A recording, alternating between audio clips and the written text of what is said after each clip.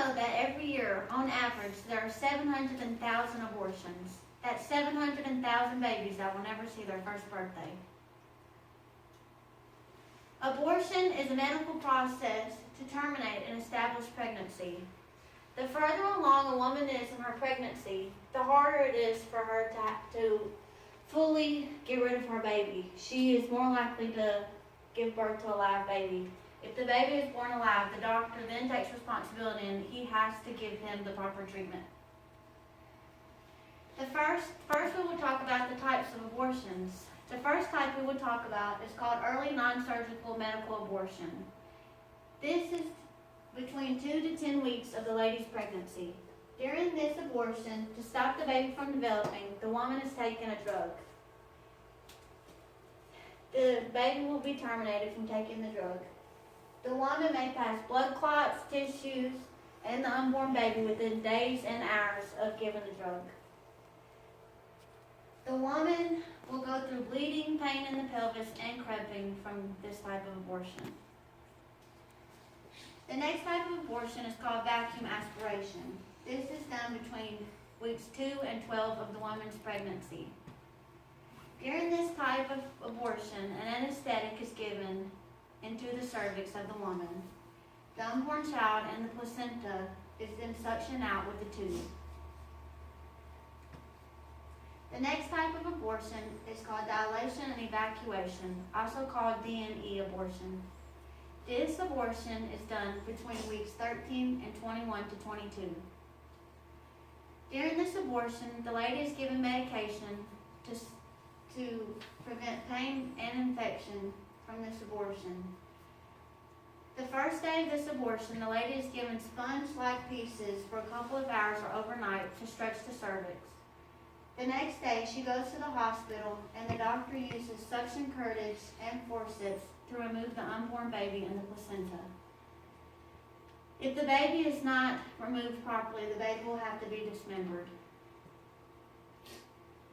The next type of abortion is called labor induction. This is done between weeks 13 and 21 to 22. The woman has to stay in the hospital because this cannot be done within a clinic setting. During this abortion, to terminate the pregnancy, the woman is given drugs to start labor. The labor usually starts within 2 to 4 hours after giving the drug. The doctor uses suction curtage to remove the baby if it is not fully removed from the labor. The next type of abortion is called dilation and extraction, also called DNX abortion. This is done between weeks 13 and 21 to 22 of the lady's pregnancy. It is also called partial birth abortion. This is illegal unless they're saving the mother's life. During this pregnancy, the doctor starts labor and the woman pushes the feet out and the doctor grabs the feet and removes everything except the head.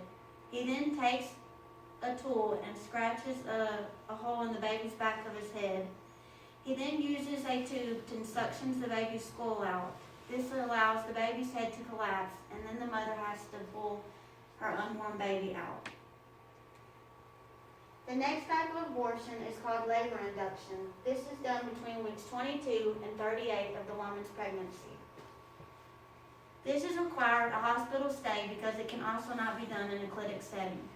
During this abortion, to terminate the pregnancy, the woman begins labor, and the labor usually starts between 2 to 4 hours after giving the drug. Suction curtage is used from the doctor if the baby is not fully removed from the labor. If it is necessary and all the baby is not removed, the doctor then goes in and scrapes the unborn baby and the placenta out of the woman. The last type of abortion we will talk about is called hysterectomy. This is similar to a C-section. This is done between weeks 22 and 38 weeks of the lady's pregnancy. It is only performed if labor induction fails or cannot be used. This is required a hospital stay because it can also not be used in a clinic setting. The woman's abdomen is cut open and the doctor then kills the baby and then removes the baby from the woman's stomach. To make sure pain of the surgery does not happen, the woman is given anesthetic. Next, we will talk about the emotional aftermath of abortion. In the book that I read, it talks about the two common companions of abortion is guilt and regret. The lady will always have to live with abortion for the rest of her life. Next, we will talk about what abortion does to the lady's body. After abortion, it causes the lady to have abdomen pain, cramping, nausea, vomiting, diarrhea, spotting, bleeding, infection or sepsis, damage to the cervix, scarring of the uterine lining, perforation of the uterus, damage to other drugs, or even death.